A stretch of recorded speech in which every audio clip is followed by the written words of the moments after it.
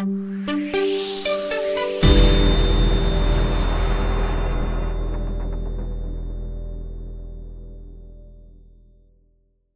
সম্ভবত Paris review পত্রিকায় একটা গল্প ছাপা হয়েছিল। এখন গল্পের নাম আর লেখকের নাম কিছুই মনে নাই। খুব সাধারণ একটা সকাল দিয়ে গল্পটা শুরু হলো, বলার ভঙ্গিতে সাসপেন্স ছিল, যেন এমন কিছু একটা ঘটতে যাচ্ছে যার কারণে গল্পের চরিত্রের জীবন বদলে যাবে। গল্পের প্রটাগনিস্ট এক শ্বেতাঙ্গিনী অপেক্ষা করছে কারো জন্য, এমন কেউ যে তার পরিচিত না। সামনের টেবিলের উপর একটা বাসি পত্রিকার কভার পেজে এক মাঝবয়সী কালো চামড়ার পুরুষের চেহারা। গল্প যত আগাতে থাকে আমরা এর ন্যারেটরের জীবনের কিছুটা দেখতে পাই। তার শহর এবং আশেপাশের শহরে বিভিন্ন রকম সন্ত্রাস সম্পর্কে জানতে পারি, যার জন্য বা যাদের জন্য সে অপেক্ষা করছে তারা কোনো সাধারণ অতিথি না, সরকারি কর্মকর্তা। সারাটা গল্প জুড়েই এই একটা দমবন্ধ অপেক্ষা আছে। একদম শেষে বোঝা যায় যারা আসে তারা একরকম ইনজেকশন সাথে করে এনেছে। এই ইনজেকশন মেয়েটার শরীরে পুশ করা হলে আশেপাশে সে যাকেই দেখবে সবাইকে নিজের মতো লাগবে দেখতে। সে বহু ভেবেচিন্তে এই ইনজেকশন নেওয়ার সিদ্ধান্ত নিয়েছে। এটা সরকারের পক্ষ থেকে তার নাগরিকদের জন্য বিনা পয়সার সেবা।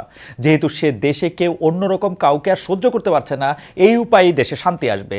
দেখা যায় ইনজেকশন তার শরীরে যাওয়ার সাথে সাথে তার সাথে এতক্ষণ কথা বলতে থাকা জাপানি এবং ভারতীয় পুরুষ অফিসার দুইজনই তার চোখে ধরা দেয় শ্বেতাঙ্গিনী তরুণী হিসাবে।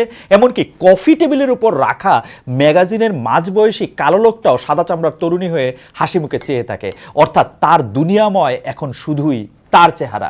এই যে আমরা দিনে দিনে একে অন্যের অসহ্য হয়ে উঠতেছি, নিজের মতের থেকে সামান্য ভিন্ন কোনো মত হলে মারতে উঠতেছি, এইগুলা দেখলে এই গল্পটা কথা মনে পড়ে। আপনাদের কি মনে আছে বৈষম্য বিরোধী আন্দোলনের ঠিক কোন পর্যায়ে এর সাথে আমাদের মতো সাধারণ মানুষরা কানেক্ট করেছে? আমি বহু মানুষকে প্রশ্ন করেছি, তাদের প্রায় প্রত্যেকে জবাব দিয়েছেন তুমি কে আমি কে রাজাকার রাজাকার স্লোগানের সময়। এর মানে নিশ্চয়ই এরকম না যে আপালিক ছাড়া বাংলাদেশের সবাই রাজাকার। বরং আওয়ামী লীগ সরকার 16 বছর ধরে যে ট্যাগিংয়ের বাইনারি দিয়ে সমস্ত বিরোধী কণ্ঠ দাবায়ে রাখছিল, এই স্লোগান তার উচিত জবাব। জুলাই মাসের 17 তারিখে সঙ্গীতশিল্পী ফারজানা ওয়াহিদ শায়ানকে এই প্রসঙ্গে প্রশ্ন করা হলে তিনি খুব সুন্দর করে জবাব দিয়েছিলেন। তাকে কোট করছে, হয় মুক্তিযোদ্ধা নয় রাজাকার, এগুলি আর কাজ করবে না রে ভাই। আমাদের নতুন প্রজন্ম যারা মুক্তিযুদ্ধের সময় জন্ম হয়নি তারা অনেক স্মার্ট, তারা অনেক বুদ্ধিমান, তারা এগুলি আর খাবে না। মুক্তিযুদ্ধ বনাম রাজাকার এটা হচ্ছে তাদের পলিটিক্যাল একটা চাল। এটা দিয়ে এরা সবসময় মানুষকে ভাগ করে রাখে, এটা দিয়ে চুপ করায় রাখে। এই খেলাই তারা খেলে যাচ্ছে মাসের পর মাস, বছর পর বছর, যুগের পর যুগ। এবং এই জিনিসটা আপনারাই হতে দেন। একটা ন্যায্য অধিকারের কথা জিজ্ঞেস করব, তখন বলে দেয় রাজাকার। এই যে কথাটা বলে কেউ রাজাকার তকমা চায় না, আমি তো চাই না। আমার দেশ অনেক কষ্টে স্বাধীন হয়েছে, কে চায় এ তকমা পেতে? কিন্তু এটাকে ব্যবহার করা হয়। এই ব্যবহারের হাতটাকে এবার ছাত্ররা মুচড়ে দেওয়ার চেষ্টা করলো এবং আমার মনে হয় বাংলাদেশের মানুষেরও এটা মুচড়ে দেওয়া উচিত। কোটেশন শেষ হলো, কিন্তু আমার কথা হচ্ছে যে দেখেন, আমরা কেউ রাজাকার হইতে চাই না, আমরা কেউ রাজাকার হওয়াটাকে নিজেরা মনে করি না। তাই বইলা যেগুলি হচ্ছে যে মুক্তিযুদ্ধের সিম্বল আছে, যেগুলি হচ্ছে মুক্তিযুদ্ধের সময় আমাদের কাজ করেছে, সেগুলির বাইরে যাওয়াটারও আমি আসলে স্মার্টনেস মনে করি না। আমরা মনে করি এই প্রজন্ম খুবই স্মার্ট এবং এই প্রজন্মের লোকদের এই সিদ্ধান্ত নেওয়ার ক্ষমতা আছে যে তারা দেশকে ভালোবাসাটা কিভাবে দেখাবে। এটা কোনো কিছু একটা চাপায় দেওয়ার জিনিস কিন্তু না। আমরা ফিরে আসি যে ইউরোপীয় উপনিবেশিকতার উচ্ছিষ্ট হিসাবে যে বাইনারি ডিভাইড অ্যান্ড রুলের কবলে এখন সারা দুনিয়া, সে বাইনারির বিপরীতে দাঁড়ানো জুলাই অভ্যুত্থানে একটা বড় শক্তির জায়গা ছিল। কিন্তু দুঃখের বিষয় হলো হাসিনা আপা পলানোর সময় তার হেলিকপ্টারের প্রপেলারের ঝাপটায় সারা বাংলাদেশে এই জিনিস ছড়াইতে ছড়াইতে গেছেন। আমাদের ট্যাগিংয়ের শেষ নাই। হিন্দু, মুসলিম, আওয়ামী, বিএনপি, রাজাকার, মুক্তিযোদ্ধা, ভারতের দালাল, পাকিস্তানের দালাল, শাহবাগী, হেফাজতি, হিজাবি, নারীবাদী, মীর হুজাইফার একটা স্ট্যাটাস পড়ে আসেন। যেই পরিমাণ মানুষের শাহবাগী ট্যাগ দেওয়া হয়েছে, গোটা শাহবাগে অত লোক আটবে না। পাশাপাশি একটা কথা মনে হচ্ছে, এই ট্যাগিং দিয়া বাংলাদেশে বেশিরভাগ মানুষ দাবি করে যে তার দাদা বা নানা বা তার চেয়ে একটু আগের পুরুষরা তারা জমিদার ছিল। এক ভদ্রলোক আমার বলল যে যেই পরিমাণ মানুষ বাংলাদেশে দাবি করে যে তাদের দাদা বা নানা জমিদার ছিল, সেই পরিমাণ জমি বাংলাদেশে থাকতে হলে বাংলাদেশের আকৃতিটা রাশিয়ার সমান হইতো, অন্তত ক্যানাডার সমান। এই যে আমরা কেউ কাউরে সইতেই পারি না, আর কেউ কিছু অপছন্দের বললে অন্যরকম হইলেই তারা সন্দেহ করতে থাকি। আমাদের মনেই হয় না আমাদের মানুষের উপরে হাত তোলার অধিকার নাই, আমার আরেকজনের বাড়িতে গিয়ে দখল করার অধিকার নাই। এই যে সোশ্যাল মিডিয়ার যুগ, কত রকম কমিউনিকেশন, কত রকম অ্যাপ, অথচ আমরা কেউ কাউরে চিনি না, আমরা একটু শুনি না আরেকজনের কথা, আমাদের আত্মার সাথে আত্মার যোগাযোগ নাই। বাইনারি থেকে বেরই হইতে পারলাম না আমরা। যে বাইনারি থেকে রেহাই পাওয়ার জন্য বাচ্চাগুলি মারা গেল, আমরা কবে সামনের মানুষটার দিকে ঠিকঠাক দেখব? কবি ব্রাত্য রায়সু তার ফেসবুক স্ট্যাটাসে লিখেছেন, ফেসিবাদের একদম পয়লা নম্বর কাজ হলো ট্যাগিং। প্রথম ট্যাগিংয়ের মাধ্যমে কোনো ব্যক্তি বা গোষ্ঠীকে অপর বা আদার করে ফেলা, মানুষকে পশু হিসাবে দেখানো এবং শিকারের উপযুক্ত টার্গেটে পরিণত করা। আমরা সেই সময় আর ফেরত আনতে দিব না। নব্য ফেসিবাদকে না বলুন।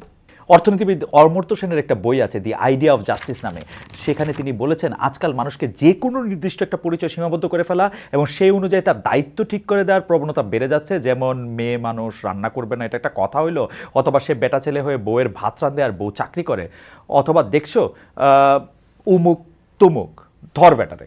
তো এই যে বাইরের থেকে এই রকম এক একটা পরিচয় ঠিক করে দেওয়া এবং সেই অনুযায়ী একজন মানুষের কোনো কাজটা করা উচিত সেইটাও চাপিয়ে দেওয়া, এতে যার উপর এগুলি চাপানো হচ্ছে মানুষ হিসাবে তার অধিকার খর্ব করা হয়। একজন ব্যক্তি সে কি বিশ্বাস করবে, কি তার ভালো লাগবে, কোন দলের সাথে মিশবে, কাকে ভালোবাসবে, যতক্ষণ অন্য কারো ক্ষতি সে করতেছে না, তার সম্পূর্ণ অধিকার আছে নিজের মতো করে নিজের জীবন সাজানোর, নিজের রাস্তা ঠিক করার। অন্যের এক্সপেকটেশন অনুযায়ী আমার যদি নিজের পারিপার্শ্বিক গুটায় আনতে হয়, এটা আমার প্রতি অন্যায় বা ইনজাস্টিস। উচিত কথা রেকর্ড করতেছি 20 তারিখ শুক্রবার, 20 ডিসেম্বর শুক্রবার, আপনারা দেখতেছেন হচ্ছে 23 ডিসেম্বর সোমবার বাংলাদেশ সময় রাত 9টায়। কিছুক্ষণ আগে খবর পেয়েছি যে আমাদের একজন উপদেষ্টা জনাব এফ হাসান আরিফ মারা গেছেন। মনটা আমার অনেক খারাপ হয়েছে, কারণ তাকে আমি প্রায় 30 বা 32 বছর ধরে চিনি। তার মতো এরকম ধর্মপরায়ণ এবং লিবারেল মানুষ আমি আমার জীবনে খুব কম দেখেছি। আজকে সকালে যখন এই খবরটা পেলাম তখন নিউ ইয়র্কে অনেকই সকাল, কিন্তু তার পুরোটা সময় জুড়েই আমি আসলে জনাব হাসান আরিফের বিভিন্ন কথা, বিভিন্ন আলোচনা আমার মনে পড়ছিল।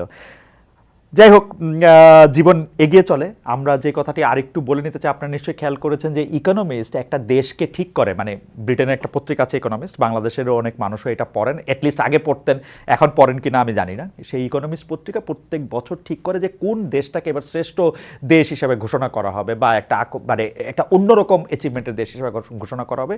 এবার ইকোনমিস্ট দেশ হিসেবে ঠিক করেছে হচ্ছে বাংলাদেশকে। আমি এমনিতে এই যে কোনো একটা খেতাব দেওয়া, এই করা সেই করা, সেগুলিকে অনেক বেশি গুরুত্ব দিই না, কিন্তু এইবার বাংলাদেশ আসলে তার চলতে থাকা 15 বছর বা 16 বছরের স্বৈরশাসন থেকে নিজেদেরকে মুক্ত করেছে, নিজেরা মুক্ত হয়েছে, এবং এর জন্য যারা এতে নেতৃত্ব দিয়েছে তাদের অনেক রক্ত দিতে হয়েছে, অনেক ত্যাগ করতে হয়েছে। সেই জন্য ইকোনমিক্স তাদেরকে মানে বাংলাদেশকে এবার নির্বাচিত করেছে একটি বিশেষ দেশ হিসেবে। আমি সেটি খুব গর্ব নিয়েই বলতে চাই। তবে মন খারাপের মতো অনেকগুলি ব্যাপার আছে। গত কয়েকদিন ঘটে যাওয়া আরও যে ঘটনায় আমি খুব মানে ব্যথিত হয়েছে, তা হলো ভারতের মাওলানা সাদ কান্দলভি এবং ঢাকার কাকরাইলে মাওলানা জোবায়েরপন্থীদের বিরোধ, মারামারি, এবং যা শেষ পর্যন্ত মানুষের মৃত্যু থেকে শেষ হলো। বুধবার ঘটেছে এই ঘটনা। টঙ্গীর ইস্তেমা মাঠে সাতপন্থীদের হামলায় জোবায়েরপন্থীদের 4 জন মারা গেছেন, মানে খবরটা এইভাবেই এসছে। তাবলিগের নিয়ন্ত্রণ নিয়ে এই দুই পক্ষের বহুদিন ধরে বিরোধ ছিল। নিহত মুসল্লিরা টঙ্গীর তুরাগ নদীর তীরে 5 দিনের জোর ইস্তেমায় অংশ নিয়েছিলেন। জোর ইস্তেমা হইতেছে বিশ্ব ইস্তেমার আগে প্রস্তুতিমূলক সমাবেশ, যেখানে 1 থেকে 3 চিল্লায় বের হওয়া তাবলিগের সাথীরা অংশ নেন। এর সংখ্যা ছিল কয়েক হাজার, যেখানে ভোর রাতে দেয়াল টপকে ফটক ভেঙে মাঠে ঘুমন্ত মুসলিমদের উপর অতর্কিত হামলা চালিয়ে ইস্তেমা মাঠে নিয়ন্ত্রণ নেন সাতপন্থীরা। এর মধ্যে জাতীয় নাগরিক কমিটি থেকে সার্জিস হাসনাত আবদুল্লাহ কাকরাইল মসজিদে গিয়ে জোবায়েরপন্থীদের সাথে আলাপ করেছেন, সাতপন্থীদের থামানোর চেষ্টা করেছেন। তাতে মনে হয় হিতে বিপরীত হয়েছে, কারণ এর কয়েক ঘন্টা পরই হামলা করা হয়েছে এবং মানুষ মারা গেছে। বাংলাদেশে তাবলিগি জামাতের দাওয়াতি কার্যক্রম নিয়ে 2018 সাল থেকে দুটি পক্ষ তৈরি হয়। একটি নেতৃত্বে আছেন দিল্লির নিজামুদ্দিনের মাওলানা সাদ কান্দলভি এবং তার সমর্থকেরা। এই পক্ষ থেকে সাদ কান্দলভিকে বিশ্ব তাবলিগ জামাতের আমির মনে করা হয়। অন্যদিকে সাদের বিরোধী পক্ষ, এর নেতৃত্বে রয়েছেন তাবলিগ জামাতের শীর্ষ মুরব্বী বাংলাদেশের মাওলানা জুবায়ের, কিন্তু তারা নিজেদের জুবায়েরপন্থী বলেন না, এটাকে তারা শুরায়ে নিজাম বা পরামর্শ ভিত্তিক পরিচালনা বলছেন। জুবায়েরপন্থীরা আবার মনে করেন সাদ কোরআন হাদিসের অপব্যাখ্যা করেছেন, তাই তাকে তারা আমির মানেন না। এ নিয়ে বিভিন্ন রকম তর্ক বিতর্ক আছে। মাওলানা সাদ এই কারণেই 2018 সালের পর থেকে আর বাংলাদেশে আসতে পারেন না। প্রথম যে বিষয়টি মাওলানা সাদের মানে বলা হয় যে মাওলানা সাদের যে কথাটি আসলে আমাদের অনেককে অসন্তুষ্ট করেছে, সেটি হচ্ছে যে মাওলানা সাদ প্রায় কথাটি এরকম করে বলা যায় যে মাওলানা সাদ বলেছিলেন যে এই কোরআন হাদিসের কথা বলে বা নামাজ পড়িয়ে এটা টাকা নেওয়া যাবে না বা এটার মধ্যে টাকা নেওয়াটা আসলে ঠিক না। এই কথাটাই নাকি সর্বপ্রথম এদেরকে আঘাত করেছিল বেশি, যারা সাদের বিরোধিতা করছেন তারা। আমি এই পক্ষে বিপক্ষে কোনো কিছুতেই যেতে চাই না, কিন্তু আমি যেটা বলতে চাই, গত বছরের নভেম্বরে ধর্ম আর স্বরাষ্ট্রমন্ত্রী এর একটা সমাধান দিয়েছিলেন যে 2 ভাগে ইস্তেমা হবে, প্রথমে জোবায়েরপন্থী পরে সাতপন্থী, কিন্তু সে পর্যন্ত পৌঁছানোর আগেই যা হওয়ার হইল। তাবলিগি জামাতের আসলে কিন্তু আমার জানা মতে কোনো রাজনৈতিক উচ্চাভিলাষ নাই। তারা কোনো চেয়ার দখল করতে চায় না, কোথাও গিয়ে রাজা উজির হইতে বা সংসদ সদস্য সমন্বয়ক এগুলি হইতে চায় না। তারা চায় ইসলামের দাওয়াত দিতে, নামাজ রোজা বা এরকম রিচুয়ালিস্টিক ইসলামের পাশাপাশি এইটা যে পরিপূর্ণ একটা জীবন ব্যবস্থা তা তারা জানাইতে চায়। তারা পারস্পরিক সাংস্কৃতিক লেনদেন চায়, চলাফেরা, থাকা, খাওয়া অথবা ঘুমানোর বিষয়ে ইসলামে বিশ্বাসীদের নিজস্ব একটা সিগনেচার আছে, তারা এর মধ্যে থেকে নিজেদেরকে পরিচিত করতে চায়। পাশাপাশি একটা কালচারাল মেলবন্ধন যেটা দরকার, সেই মেলবন্ধনের ক্ষেত্রেও তারা সেটা চেষ্টা করে। সেই জন্য সাউথ আফ্রিকার তাবলিগ জামাতের লোকেরা অস্ট্রেলিয়া যায়, অস্ট্রেলিয়া থেকে পাকিস্তান আসে, সেখান থেকে ইন্ডিয়া যায়, বিনিময়ের মাধ্যমে একটা একই ছাতার নিচে তারা আসতে চায়। 1926 সালে ব্রিটিশ ইন্ডিয়াতে তাবলিগ জামাত যখন শুরু হয়েছে, এইটা ছিল তাদের প্রধান উদ্দেশ্যের একটা। এরা সারা দুনিয়ায় এত সফল কারণ তাদের বিশ্বাসের জায়গাটা থেকে তারা সব কিছু করেন। যেমন দেখেন বাংলাদেশের মতো একটা দেশে, যে দেশের মধ্যে অনেক রকম সমস্যা আছে, আমরা তো অনেক বড়লোক দেশ না, কেউ আসলে আমরা তো তারা 5 স্টার হোটেলে থাকতে দিতে পারি না, আমরা টঙ্গীতে তাদেরকে একটা ছোট্ট একটা ইনসিগনিফিকেন্ট মাঠ দেই, যে মাঠটার মধ্যে আমরা প্রপার বাথরুম বা টয়লেট ফেসিলিটিসও আমরা দিতে পারি না। এবং এই মাঠের মধ্যে জমায়েত হয়ে কোনো রকম একটা সভা করা, সেইটা কিন্তু কোনো ধরনের মানে কি বলবো, ইসলামের যে 5টা স্তম্ভ, আপনি হজ করতে যাবেন, এইটা যেহেতু যেটা আপনার ফরজ আপনার টাকা পয়সা থাকলে, এরকম না কিন্তু ঘটনাটা। এইটা বাংলাদেশ থেকে, বাংলাদেশ এটা একটা সাধারণ একটা আয়োজন করে, সাধারণ মানুষের একটা জায়গা থেকে, কিন্তু তারপরও যে এতগুলি জায়গা থেকে লোক আসে, সেইটা আসলে এইটা দেখাশোনা এবং মেলামশার মধ্যে থেকে একটা বোঝা পড়ার জন্য, যেখান থেকে সবাই বুঝতে পারে যে ইসলামের পতাকা তলায় থাকলে জিনিসটা কীরকম হইতো। এই যে ইসলামের জন্য এত মানুষের এত স্যাক্রিফাইস, এত কষ্ট স্বীকার, এটা হযরত মুহাম্মদ সাল্লাল্লাহু আলাইহি ওয়াসাল্লামের পথ অনুসরণ করেই। তিনিও আর একটা সাংঘাতিক বৈরী পরিবেশে থেকেও মানুষকে ডাক দিয়েছেন ইসলাম ধর্ম বোঝার জন্য, যে তোমরা দেখো আমরা আসলে কিভাবে খাই, কিভাবে থাকি, অন্যদের সাথে আমাদের সম্পর্ক কিভাবে তৈরি হয়, মোট কথা কিভাবে জীবনযাপন করি, কীরকম কাপড় পরি, কীরকম ব্যবসা করি, দেখো আসো এগুলি নিয়ে কথা বলি। এই যে পারস্পরিক কথাবার্তা, এই যে দাওয়াত, এইটা অনুবাদ করতে গিয়ে তাবলিগে জামাত সারা পৃথিবীতে ঘুরছে। তারা ঘর বাড়ি, নিজস্ব ব্যবসা বাণিজ্য, চাকরি ফালায়া বা কোনো সময় বা কোনো সময় নিজেদের অনেক কাজের সময় তার আর পরিমাণ অ্যাডজাস্ট করে হলো তারা এই জিনিসগুলি করতেছে। অথচ এই যে সাতপন্থী আর জোবায়েরপন্থী মারামারি, কে ওয়াজ করবে আর কে আখেরি মোনাজাত করবে, এই নিয়ে কারাকারি, তাবলিগি জামাতের স্পিডের সাথে এটাতে একেবারেই খাপ খায় না। এখন দেখেন কে এইটার মধ্যে ওয়াজ করবে, কে আখেরি মোনাজাত করবে, এটা নিয়ে যখন দুইটা পক্ষের সৃষ্টি হয়েছে, আমাদের কি উচিত হয়েছে এই বিভেদের আগুনে আরও তেল ঢালা, নাকি এইটা কিভাবে থামানো যায় সেটা দেখা। আমরা টঙ্গীতে একটা ছোট মাঠ দিছি, শুধু এমন একটা মাঠ, আমি আগেও বলছি যে এটা আসলে ফরজ ইবাদতের জায়গা না, মানে এটা তো মক্কা না, এটা তো কাবা শরীফের লোকজন হজ করতে যাবে, ইসলামের 5টা স্তম্ভের একটা, অনেক বড়জের এক ফরজের একটা, তা তো না। যথেষ্ট টাকা থাকলে হজ আদায় করতে হবে বাধ্যতামূলক, তা কিন্তু না। অথচ এই যে গরিব একটা দেশ, এখানে বাতাস দূষিত, যানবাহনের সংকট, জীবনের ঝুঁকি, সেখানে ফরজ ইবাদত না হওয়া সত্ত্বেও মানুষ সমবেত হইতেছে সারা দুনিয়া থেকে আইসা, সেখান থেকে মানুষ ওয়াজ শুনতেছে, আলোচনা শুনতেছে, পরবর্তী দিনের করণীয় শুনতেছে, বর্তমান সময়ের আলাপ শুনতেছে, আমরা কিভাবে চলবো, থাকবো, পড়বো, খাবো, এগুলির নির্দেশনা জানতেছে। এই জায়গাটার মধ্যে আমরা কি এই বিভেদ সৃষ্টি করতে করতে 4 জন মানুষ মাইরা ফেলবো? মারা গেছে কিন্তু 4 জন লোক, 4 জন মানুষ আমরা মাইরা ফেলবো? কি প্রতিষ্ঠা করতে আপনারা তাদেরকে মেরে ফেলা হলো বলেন তো? আপনারা কি জন্য তাদেরকে মারলেন আমার একটু বলেন তো? এটা কি যুদ্ধের ময়দান? সাতকে, জুবাইরকে, এর মধ্যে আবার কে সাতপন্থী কে জুবাইরপন্থী, কোত্থেকে এইগুলি আমাদের কাছে এত মারাত্মক ইম্পর্টেন্ট হয়ে উঠলো? মানে এটা কি সবাই খেলা? মানুষের প্রাণ কোনো অর্থ বহন করে না? এটা Brazil Argentina, Abahani Mohammedan, BNP Jamaat, আমরা কি প্রতিষ্ঠা করতে চাইলাম? এটা আমার মনে হয় এক্ষুনি এই মুহূর্তে, মানে গতকালই করা উচিত ছিল, তবু এখনো সময় শেষ হয়ে যায় না। এই মুহূর্তে এই ধরনের কোনো বিভেদের মধ্যে আর থাকা উচিত না, এই বিভেদ পালা উচিত না। কারণ দেখেন, জহির রায়হানের সময়ের প্রয়োজনে গল্প পড়ছিলাম যে আজকে থেকে 3.5 দশক আগে হয়তো, যে দেশ একটা ভৌগোলিক ব্যাপার, 3 প্রজন্ম আগে পরে আমরাই কি বলতে পারবো কোনটা দেশ কোনটা বিদেশ? কিন্তু কিছু জিনিস তো থেকে যাবে, তাই না? এই যে আপনি ইসলামিক আদর্শ বলেন, মানবিক আদর্শ বলেন, এই সময় আমরা মানুষজন কই ছিলাম, সেই জায়গাগুলি তো থেকে যাবে। কি বলবে আমাদেরকে পরবর্তী প্রজন্মের লোকজন? কি উদাহরণ আমরা সৃষ্টি করতেছি?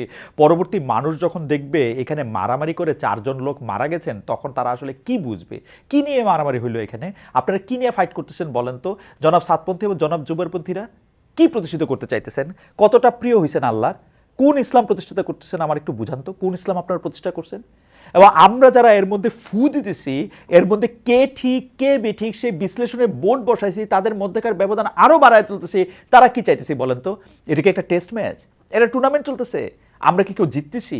এই প্রশ্নটা আমি রাখলাম আপনাদের জন্য। আমাদের দেখেন সব কিছু তাড়াহুড়া, যেন মাথার ভিতরে রেস চলতেছে, এত তথ্য, এত ঘটনা, এত খবর, দুনিয়া বাই বাই করে ঘুরতেছে, আর আমাদের মগজে ট্রাফিক জ্যাম লেগে যাচ্ছে, একটা অস্থিরতা ঘুরপাক খাইতে থাকে। কত কিছু করতে হবে, কত কিছু বলতে হবে, কত কিছু লিখতে হবে, কত কেউ ভুল বুঝতেছে, ভুল ভাল বলতেছে, এদের জবাব দিতে হবে। এই অস্থিরতার চোটে কিছুই করা হয় না। নিজেকে যে এত অপরিহার্য মনে হয়, এটা আসলে কেন হয় এরকম? আমরা একটা ঘোরের মধ্যে থাকতে চাই বোধ হয়। কোনো একটা ইস্যু নিয়ে আমি যদি কিছু না বলি, দুনিয়া কি থেমে যাবে? আমারে যদি কেউ ভুল বোঝে, মনে মনে গালি দেয়, কি আসে যায়? আমারে কেন এত রিয়েক্ট করতে লাগে? আমরা বিজয় দিবসে খুশিতে ঠেলায় ঘুরতে ঘুরতে মোদিবা একটা পোস্ট দিলেন, তিনি বাংলাদেশের বিজয় এতই খুশি হয়েছেন যে এটাকে ভারতের আপন করে নিতে চাইতেছেন, মানে আমারাইজ করে নিতে চাইতেছেন। সাথে সাথে আমাদের উপদেষ্টাদের মধ্যে আরো বেড়াছাড়া লেগে গেল। একজন তীব্র প্রতিবাদ চালাইলেন, আরেকজন বাংলাদেশের নতুন মানচিত্র হাজির করে কিছুক্ষণ পরে সেটা আবার মুছে দিলেন। ভাই, যে পোস্ট করে আবার মুছা ফেলতে হয়, সেটা করার আগে কয়েক মিনিট ভাবেন। একই বিষয় দেখা গেল শিল্পকলা একাডেমি কর্মকাণ্ডে। বিজয় উৎসব হয়ে গেল ডিসেম্বর উৎসবে, আবার অ্যাবাউট টার্ন। বিজয় উৎসব হয়ে গেল ডিসেম্বর উৎসব, আবার অ্যাবাউট টার্ন। কিসের ভয়ে আপনারা এরকম পেন্ডুলামের মতো এরকম দুলতে থাকেন? আপনাদের ইনকনফিডেন্সও দেখা যায়, তাতে আপনাদের উপর আমাদের ভরসা করতে ভয় হয়। উইনি দ্য পু, এই বিষয়ে আমার মানে উইনি দ্য পুরে কিন্তু আমার বিরাট ফিলোসফার মনে হয়। মানে after Tom and Jerry, Winnie the পু হচ্ছে আমার কাছে একটা বড় ফিলোসফার। সে বলতেছে, doing nothing often leads to the very best of something. নেন, ইংরেজিতে বললাম, এই ভাষায় বললে তো আবার কথার দাম বেড়ে যায়। আপনি দেখবেন আমরা যখন মানে কোনো কথার একটা জোর দিতে চাই, তখন এটার মধ্যে একটা ইংরেজি বলি। মানে ধরেন কাউরে করছে বেরিয়ে যাও কই আমাকে পোষায় না, আমাদের কইতে হয় গেট আউট। এ যে বেরিয়ে যাওয়ার অর্থ চাই বুঝতেছে না, গেট আউট করলে সেটার মধ্যে এটা বুঝবে। বাদ দেন, আসি নির্বাচন প্রসঙ্গে। শেষ পর্যন্ত ডক্টর ইউনূস নির্বাচনের একটা সম্ভাব্য তারিখ ঘোষণা করেছেন। তিনি বলেছেন 2025-এর শেষে বা 2026-এর শুরুতে নির্বাচন হবে। এইবার নিশ্চয়ই বাংলাদেশের পরবর্তীতে যারা ক্ষমতায় আসবেন তারা শান্ত হইতে পারবেন। এখন একটু দম নেন, মানুষের কাছে যান, তাদের দাবি, তাদের এক্সপেকটেশনগুলি শুনেন, তাদেরকে প্রতিশ্রুতি দেন, ওয়াদা করেন, বলেন যে আপনারা ক্ষমতায় যাবেন না, দায়িত্বে যাবেন এবং শেখ হাসিনার মতো ফেসিবাদী হয়ে উঠবেন না। অন্তত এখন তো বুঝতে পারলেন ডক্টর ইউনূস সরকার অনন্তকাল থাকতেছেন না। এইবার আপনাদের এই ঘ্যানর প্যানর বাদ দিয়ে রাজনীতিটা করেন। এই বাংলাদেশে যত উপানুষ্ঠানিক অর্থনীতি আছে, মানে উপানুষ্ঠানিক অর্থনীতি মানে সাদা বাংলা ভাষায় যেগুলিকে আসলে চাঁদাবাজির বিভিন্ন খানা আছে, মানে এইটা আমি আরেকজনের কাছ থেকে শিখা একটা কথা কইলাম আর কি। আসলে যত চাঁদাবাজি আছে সেগুলি কেমনে কম করবেন, বেশি করবেন, কোন জায়গায় করবেন, কোথায় করবেন না, এগুলি ঠিক করেন।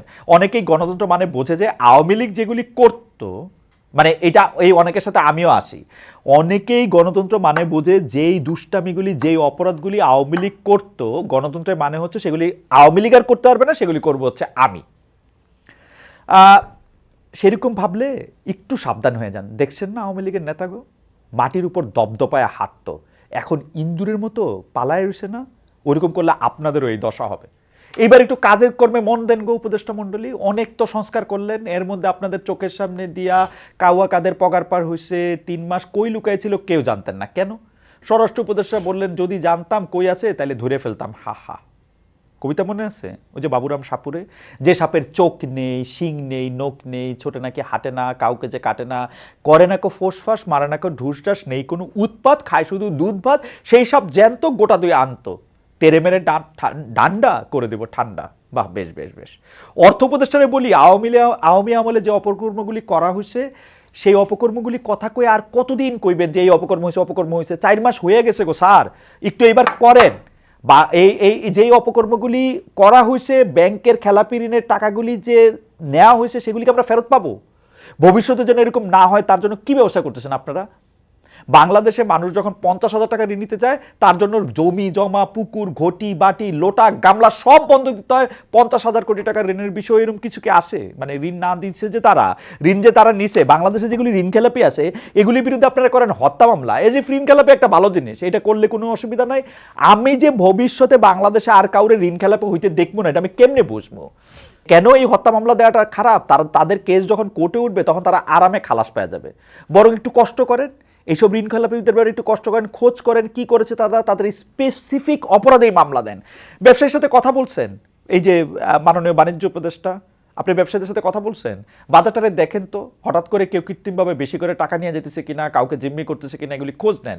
আর ছোট ছোট উপদেষ্টা আছেন, যে মানে যে শিশু উপদেষ্টা, ছোট উপদেষ্টা যারা আছেন তা, এবং উপদেষ্টা প্লাস যারা আছেন, উপদেষ্টা প্লাসও আছেন, কিন্তু কিছু কিছু আছেন উপদেষ্টা প্লাস, সেই উপদেষ্টা প্লাস সাহেবরা এই আলতু ফালতু বিতর্ক উস্কায় দেওয়া, এই দেশ ওই দেশ, এইটা দখল হবে, ওইটা দখল হবে, এখানে রক্ত যাবে, এখানে রক্ত দিব, এগুলি কথা বাদ দেন। মনোযোগ দিয়ে কাজ করেন, যেগুলি উপদেষ্টা প্লাস আছেন যেহেতু সরকারের নাই সেগুলি ভালো করে রাজনীতি করেন, রাজনীতি করে কি করবেন এটা মানুষের গিয়ে বলেন গিয়া।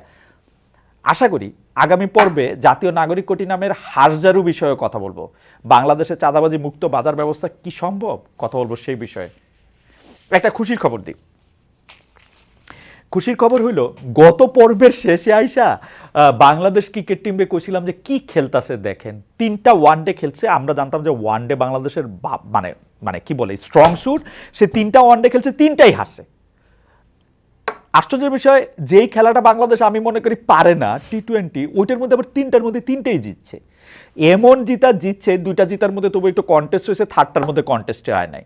তো বাংলাদেশ ক্রিকেট টিমরে আমি একটু ডিউ অভিনন্দন জানাতে চাই, ভালো খেলছো, ভালো খেলছেন, আরও ভালো খেললেন। আর আপনাদের সবাই একটু শুভেচ্ছা আর ধন্যবাদ জানায় শেষ করি, পরে নিশ্চয়ই আবার দেখা হবে। Thank you so much.